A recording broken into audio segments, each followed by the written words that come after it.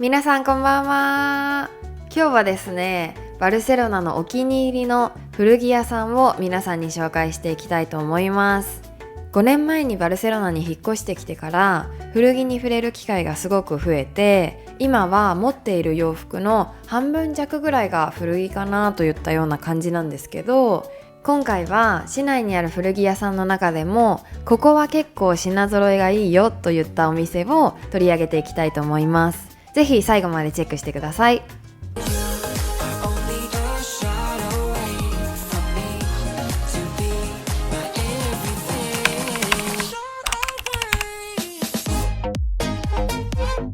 はい、早速見ていきましょう。バルセロナで古着屋さんの多いエリアはこの青い丸で囲ったエリアで、この星がついているところは古着屋さんエリアから少し離れてはいるんですけど、私の一押しの2軒です。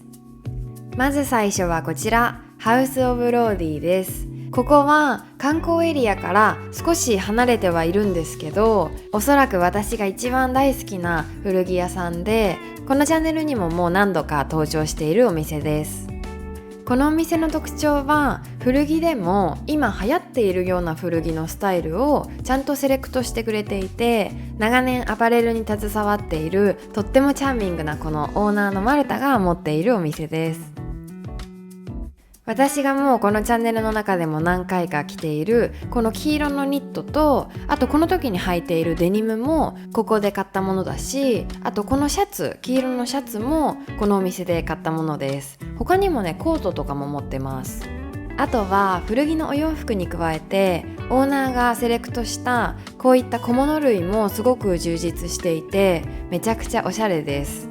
やっぱり目が肥えているマルタのセレクトだけあって、可愛くてかっこよくて遊び心があるようなテイストのものが結構たくさんあります。古着屋さんは基本的に一点物を取り扱うようなスタイルになると思うので、デザインもそうだしサイズもこう出会いみたいなものが大事になってくるかなとは思うんですけど、このお店は結構いつ行ってもすごい可愛いなって思うものが多いので、ちょっとだけ中心部からは離れているんですけど、洋服が好きな方はぜひ訪れていただきたい場所です。モデルやスタイリスト、インフルエンサーなどもよく来ています。続いて一押しの2軒目はこちら、モイライマーケットです。このお店もハウスオブローディとちょっと似た雰囲気があるというか、ちゃんとセレクトされた古着が置いてあって、古着だけじゃなくていろんなアーティストとかバルセロナ発のブランドを取り扱っているようなお店になります。店内もすごく可愛いし、なんか癒されるような空間で、このお店とハウスオブローディの違いは、ここの方が実際にバルセロナの古着が好きな人が着てるようなものが多いかなっていったような印象です。なので全体的な洋服のテイストがこう元気がある生き生き系で、カラフルだしポップなものが多いようなイメージです。ここもね、置いてあるアクセサリーとかもすごい可愛いです。一つマイナスポイントになりうるかなっていうのが、古着屋さんではあるんですけど、全体的な値段の設定が若干他の古着屋さんより高めで、やっぱりデザイン性がすごいいいっていうのが多分あるとは思うんですけど、はい、普通のお店に入るような感覚で行くのがいいかもしれません。でも本当にセレクトされているものは男女問わずすごく可愛いものが多いので、ここもお洋服が好きな方はぜひぜひチェックしていただきたい場所の一つです。ここからは古着屋さんの多いエリアにあるお店を紹介していきたいと思います。まず最初はこちら、アーバンヴィンテージです。このお店はスポーツタイプとか、あとはストリートタイプに特化した古着屋さんで、結構今流行りのスタイルなんじゃないかなと思います。私が大好きな T シャツも結構充実しているし、あとはトレーナーとかも古着屋さんには珍しく無地の綺麗なものを結構揃えているようなお店です。なので日本人のスタイルにも合わせやすいようなアイテムが見つかるかなと思います。ちなみに私の大好きなこのトレーナーはここで買いました。続いてはこちら、オララです。このお店は本当にいわゆる古着屋さんって言ったような感じで、私たち自身が掘り出していくような楽しさがあるようなお店かなと思います。こういうタイプの古着屋さんはやっぱりゆっくり時間をかけて1枚ずつお洋服を見ていくことで掘り出し物に出会えるような場所です。いいものに出会うまでに少し時間がかかってしまうかもしれないんですけど、さっき紹介した3軒とはまたちょっと違ってベーシックなアイテムもあるし、あと価格帯も少し抑えめではあるので挑戦しやすい場所かなと思います。私が持っているこのトレンチコートはこのお店で買ったもので、メンズ用のヒューゴボスだったと思うんですけど、ちゃんと裏地がついてるタイプのトレンチコートなのになんと45ユーロでした。はい、続いてもオララです。さっき紹介した店舗から歩いて2分くらいのところにあるんですけど、こちらは少し大きめの店舗になります。店内もこんな感じで綺麗に整列されていて、大きな古着屋さんだけどすごく見やすいっていうのがありがたいです。ご覧の通りこのお店はアメリカンカジュアルが中心となっているようなヴィンテージショップで、私はこのスタイルが結構好きなので近くを通るときは覗きに行くお店です。このチャンネルにも何度も登場しているこのボーダーのシャツもこのお店で買いました。続いては旧市街のすごく細い道を入っていくと現れるヴィンテージショップになるんですけど、ラブヴィンテージというお店を紹介します。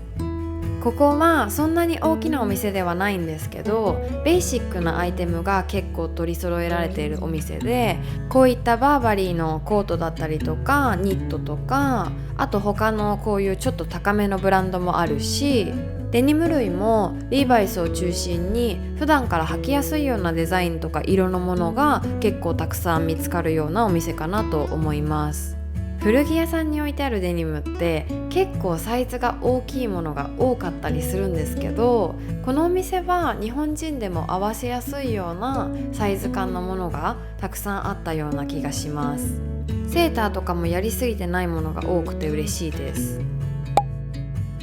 続いてはこちらマハロヴィンテージです。このお店は市内に 2,3 軒店舗があるお店になるんですけど、バルセロナに住んでいる男の子たちがよく遊びに行っているような印象があるので紹介します。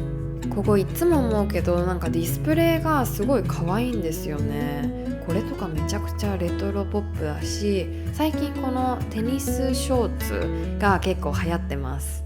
こんな感じでやっぱりバルセロナはカラフルなお洋服を着ている人が結構多いです。このゲスのトレーナーすごい可愛かった。ご覧の通りこんな感じでちょっとスポーツルックなものが多いかなと思います。ブルゾンとかボンバージャケット結構可愛かったです。続いてはこちらミスエンシーンです。このお店は市内から電車で25分から30分ぐらいかかる場所にあるので結構離れているんですけど、ハイブランド専門のヴィンテージショップになります。スタイリストやインフルエンサーの人たちがハイブランドを買いに来る隠れ家としてメディアにも紹介されているようなお店です。ヴィンテージショップにはなるんですけど、新しいデザインのものも結構すぐ降りてきてたりとかして、ハイブランドが好きな方には面白い場所かなと思います。バッグや靴など小物類だけではなくて、ハイブランドの洋服もすごい充実していて、今まで見たことがないようなデザインのものだったりとか、パーティールックまでとはいかないけどちょっとおしゃれして出かけたい時に使えそうなものがたくさんあります。あとこのお店のすごくいいところは、靴とか洋服のサイズが一般的によく売れていくようなサイズ感のものがたくさん置いてあるので、基本的に一点物の取り扱いにはなるとは思うんですけど、サイズで選べる幅が広いっていうのはおすすめできる理由の一つかなと思いました。もう小銭を入れる機会は多分あんまりないと思うんですけど、このロエベの昔のデザインのものとか、これでね100ユーロとかだったんで、なんかすごい可愛くていいなと思いました。このイザベル・マランのデニムもすごい可愛かったです。はい、ということで皆さんいかがでしたでしょうか。私の好きな古着屋さん7選楽しんでいただけてたら嬉しいです。バルセロナにいらっしゃる方はぜひいろいろ掘り出してみてください。また次の動画でお会いしましょう。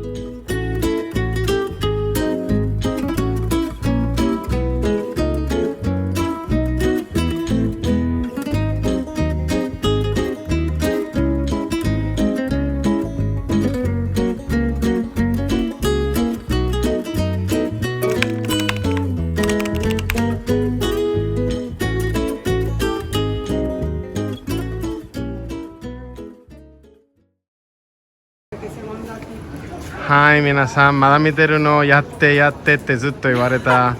何やればいいかわかんないけど何かやって、そういう風に使われています。とりあえず、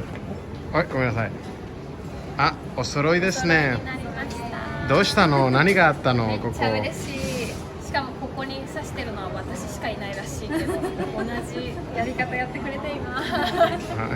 す。すごいね。めっちゃ可愛くない？うん、2人とも可愛いよ。そうだね。めっちゃ似合ってる。ありがとうございます。私も黒いパンツ履いてる。いいね。新しい友達ができたね、しおりさん。はい。